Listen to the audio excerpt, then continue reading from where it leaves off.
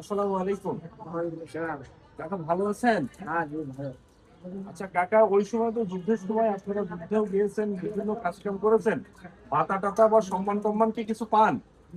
না, না কাকা অল্প সামাল হতো না। তারা পায় না, যারা শিক্ষিত লোক ছিল তারাই পায়।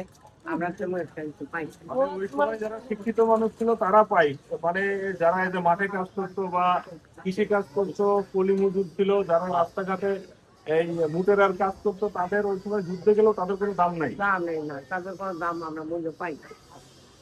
আসলে এটা কষ্টের কথা। আজকে 54 বছর স্বাধীনতার পরেও যদি আপনারা এখনো বলেন যে যারা যুদ্ধ করেছে, প্রকৃত যুদ্ধ করেছে, তাদের ভাতা নেই, কিছু নেই, আসলে শুনলে কষ্ট লাগে। আমরা তো ওই সময় যুদ্ধ দেখি নাই, গল্প শুনেছি, আপনাদের মুখেও শুনে এটা কষ্টেরই ব্যাপার। এই বঞ্চনা আসলে কখনোই ফুরাবার না এই দেশে। আপনার কি মনে হয় যে এটা কখনো শেষ হবে বাংলাদেশ থেকে? এরকম গরিব মানুষ কি তাদের ন্যায্য অধিকার পাবে? আপনার কি মনে হয়? মনে হয় একটা এই দেশে পরিস্থিতি মনে হয়। গরিবরা পাবে না?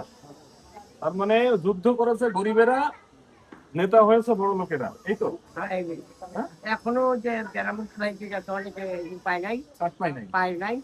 যারা বড় লোক শিক্ষিত ছিল তারাই অনেকে পাই। মানে যারা বড় লোক শিক্ষিত ছিল ওরাই হচ্ছে ওই সময় মুক্তিযুদ্ধের কাজ হাবি জাবি পেয়েছে। পেয়েছে, কষ্ট করে হেরা বানিয়ে নিচ্ছে, কিন্তু ওরা পায় না। ঠিক আছে, আসলে কষ্টের ব্যাপার।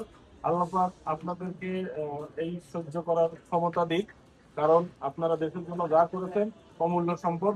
আপনাকে জানাই স্বাধীনতার লাল গোলাপ শুভেচ্ছা। আসসালামু আলাইকুম।